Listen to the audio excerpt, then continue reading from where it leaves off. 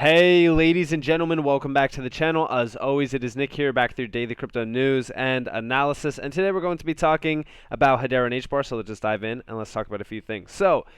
I am recording this a little bit, earlier and then scheduling it for later, just to kind of give you guys a quick rundown on why I do that. It's just simply because it allows me to have a lot more time focused on my design agency. At this current moment in time, we are getting, pretty much slammed with a lot of work. And, me being the project manager and owner, I do have to discuss a lot of things with clients and actually have meetings during the day. So this does open my schedule a little bit for that. I hope that you guys can understand. Like, remember, at the end of the day, like, YouTube was never my main source of income. So, that is like my main, thing that I am focusing on. I do own, online businesses, so it does take quite a bit of time and effort away from YouTube. But nonetheless, I am still here. We are going to be delivering quality content no matter what time it is, no matter what day it is. And yeah, so with that in mind, let's jump in and focus on a few things. So like I said, price action will change, but we don't, really put a spotlight on price action anymore. We haven't really been discussing too much about price, just because like it doesn't really, matter. Like, I know that a lot of people get centered on price action alone, and they actually justify their position in this market and their investments by price action alone. But I want you guys to understand that like some of the best projects take a while to truly see their major potential in terms of price action moves. I know that a lot of individuals in the space can get a little bit blindsided by like altcoins going massively parabolic and doing like 50,000% runs, while something like HBAR, right, for the longest time has been an underperformer. And you can say like that is like you could basically say like that is an underwhelming statement, because again, like going back as far as like 2020, this thing was sitting at about like 1 cent, and it did do a 50x move, which is something to say the least. Like, that's something substantial. But compared to like altcoins like Solana and stuff that have done like generational wealth moves, it is a little bit diverse. But I will say this, it almost looks like, HBAR is building out a floor. It looks like we could very well have possibly seen our bottom position in this market. Again, I never feel confident calling the bottom. And just so that you guys know, I will never buy the bottom. You will never buy the bottom. Again, like a lot of, individuals who will get lucky buying the bottom, but I'm not going to be sitting here and saying like, hey, check it out, I bought the bottom, I told you guys I was right. No, you will never see that from me, because guess what? It's impossible to do so, and I never feel confident calling the bottom. I just have been averaging in, which I have been telling you guys is probably the best strategy right now, is to just average in, have money on the sidelines in case we do see a major dip, and then you buy it. But right now, I'm telling you guys right now, I haven't been buying at all. I never buy green candles. You never want to buy when the market is, doing a substantial move like it has been doing. So just to kind of calm you guys down and, kind of ground you, listen, we are still in a bear market. Has the bottom, been printed in? Who knows? I just have been buying the dips. So with that in mind, we do see an announcement from the HBAR Foundation, though. We do see we couldn't, be more excited to announce that our first grant to account 0.0.800 for the much anticipated native HBAR staking HIP 406 on Hedera has been distributed. Let's go HBARbarians. And of course, yes, they do still need to do a few things. We will continue to distribute grants to account 0.0 800. I don't really need to say the account ID for the foreseeable future as we move towards the launch of community nodes on the Hedera network. As the plan has always been, native staking will enable us to greater secure the already ABFT Hedera network by incentivizing stakers to reward positive node behavior. Currently, you can allocate your stake via Hashpack app and Walla Wallet, with more wallet integration coming soon with Blade Wallet. Also, Yamgo app as well. You could do that as well with Yamgo. But yeah, very exciting to see. I have personally already staked my HBAR to the FIS Global node. I just feel confident with that. I think that FIS is a very, very leading, like major leading name within the banking and financial scene, and they are a financial giant. So I just felt, confident doing so.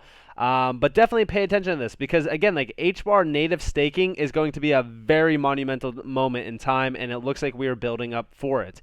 And of course, it couldn't be any more monumental than, of course, DeFi going live on Hedera. Shout out to HBAR to the moon. Shout out to Saucer Swap Labs.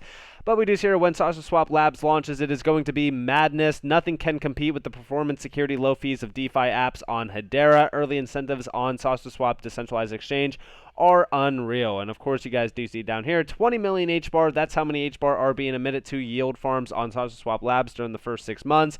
When you stake LP tokens in any farm on our protocol, you will earn both HBAR and SOS. Keep an eye out on those APYs when we go live. And of course, again, like, I just am so excited to really see, a lot of things being built around Hedera. Like, this ecosystem has been going crazy, and it to me, like, I don't know if anybody out there has been, here during like the bear market of like 2017, 2018, for an example.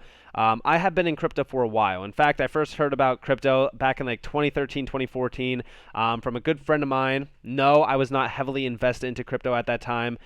During that time, I was like roughly like 16 years old, so I did not have a lot of money or anything like that. I think during that time I bought like Litecoin, which, at the time it might have been like a great investment, but I don't even think I sold it, and I don't even think I still have like the login for that account or anything like that. So again, like, all that is like basically gone. I was in and out of crypto during like that entire time frame, like 2014 to like 2017. I got back in 2017. Funny enough, through design work, actually, a good buddy of mine who is still in crypto. His name is John Locke on Twitter. He goes by that alias. He got me into crypto again during that time. I think I was buying, I think I might have been buying Litecoin and Ethereum again during that time in like 2017. Did I make a ton of money? No, not at all. It was basically like bare minimum. I did not invest heavily at all, and I was not here during the bear market all that much. I basically just focused on design work and building like my design agency, working with other companies. So again, like, I missed the boat, but during bear markets, the funny thing about bear markets is that they are supposed to feel terrible. Everything is down massively, your portfolio is red. But honestly, on Hedera, it's been something special. Like, I've been watching NFTs going crazy. I've been participating in NFT drops and NFT mints and the NFT community, watching the Hedera ecosystem continue to build out. Like, it does not feel like a bear market at all because of so much happening around Hedera, and it's something so special and exciting. And I don't even mean this to be like biased because I hold HBAR or because I make content. Like, no, it's actually been a very exciting time. And also, we do see over here, Stader Liquid Staking Protocol Stader HBAR have announced the rate for HBAR emissions to the HBAR X smart contract for August. They will also be integrating with protocol staking and will move to a more DeFi focused user interface on their DApp. And of course, we do see some of the incentives here. So August 1st to August 7th, 600,000 HBAR. August 8th, August 14th, 575,000 HBAR. And again, the list goes on. And by the way, this is HBAR per day. So this is great to see. It almost kind of looks like they're dropping down the emissions simply because, again, like, this is a high demand staking opportunity that has been growing massively. I forgot what the last I forgot what the last amount that was staked was. So we could actually go check it out. Again, you guys are probably going to see my wallet connected. I think I only have like 1,000 HBAR in here. It's taking a little bit of time. So yeah, I only have like 1,000 HBAR in here. This is like my NFT wallet, but it is what it is. APY is still around like roughly 37%, almost 40%. And total value locked is a 647 million HBAR. So that's pretty significant. But yeah, we have been seeing a lot of growth happening around the staking area for, Hedera, especially around like Stader. Stader was like one of the biggest, monumental announcements around staking that everyone really kind of jumped into. So you love to see it continuously growing. And also, talking about that, from Avery Dennison, we do see here, how is, Atma.io tracking the lifecycle impact of billions of products on Hedera Network to enable new decarbonization use cases. Listen to this Gossip About Gossip podcast with Max Winograd, VP Connected Products. We do see down here tracking the lifecycle impact of billions of products on, Hedera powered by Atma.io Connected Product Cloud. And if you guys do want to go listen to this, you guys are more than welcome to. But they were talking about 300 products per second, which is pretty significant. You guys are more than welcome to go listen to this. I know that there was a few people that were really kind of excited about this. We actually do see down here like Avery Dennison is preparing for the highly anticipated Atma.io launch on Hedera. It is one of the first real-life DLT use cases at scale, never possible before blockchain tech. Hedera Hashgraph's technology enables Web 3.0 use cases of the future. Did they say 300 per second? Wow, yes, they did. I listened to it. You guys should definitely go listen to it. The only reason why I'm not listening to it on this video is because it would take up way too much time. And again, I don't want to waste your guys' time too much with that. But this is definitely a significant use case. We are waiting for it to go live. I know that it is, something frustrating for a lot of people out there that have been waiting patiently for a few of these use cases to go live. But just remember, they will be worth it. And of course, last but not least, we do see over here HBAR. HBAR, this is from J. Jeremiah Crypto. The 26 governing council members govern and run the Hedera network from a variety of sectors: technology, IT, manufacturing, and law, telecommunication, fintech, banks, entertainment, aerospace, asset management, utilities. Most utilize Hedera, Hedera's Hashgraph. And listen closely to Mance Harmon here. You guys are more than welcome to, stick around until the end of this, but listen closely. Is managed, governed by today 26 global blue chip organizations, biggest companies in the world like Google and IBM and Boeing and Nomura and Deutsche Telekom and FIS, WorldPay, going to payments. It's not just companies from a single sector, it's companies that span sectors and span geographies.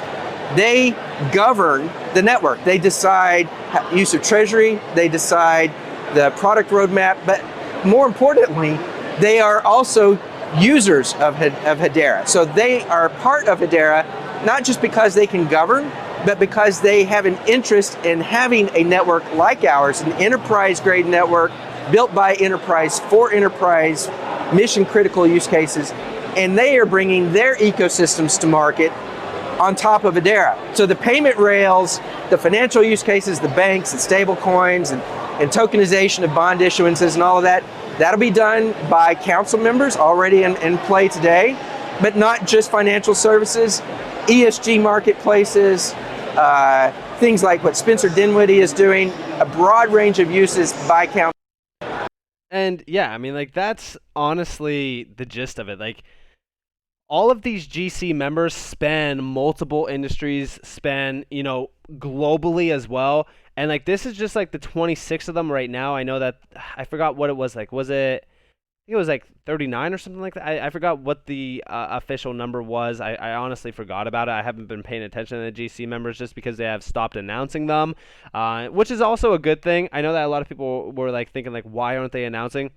It's a bear market. I mean, I would rather them announce during like the full-on bull market, because that will also build up some nice hype. But yeah, I think that this is great. Like, when you actually look at it and take a step back, like, these are major names within these industries that are going to span globally and bleed into other, like, not only major names, like, for example, like even ServiceNow with massive connections to like Fortune 500 companies, like, this is what we want to see. Mass connections around just a few names in the space, which I've always said, like, even around like, with Ripple, with connections to like Tranglo or other, major companies, like, that is what we want to see. Mass, expansion of the network to major players that will also expand and domino effect into other major areas and names. So with that being said, I hope that you guys enjoyed this video. If you guys did, definitely leave a like, subscribe, to notifications on. If you guys want more free content, you guys are more than welcome to follow me on Twitter and join the free Discord down in the description below. As always, up to you all. Have a beautiful day or beautiful night wherever you guys are in this beautiful world. This has been Nick. Peace out, guys.